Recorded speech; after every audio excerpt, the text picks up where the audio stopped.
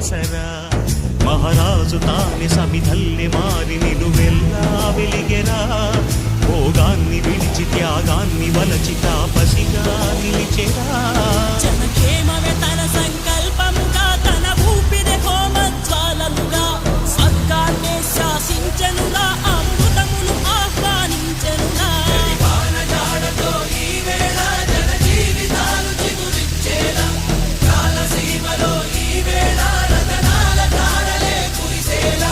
కల్లు కల్లు మనిసిరి మూవల్లే చిలుకే చేరగా జల్లు జల్లు మని పులకింతల్లు పుడమే పాడగా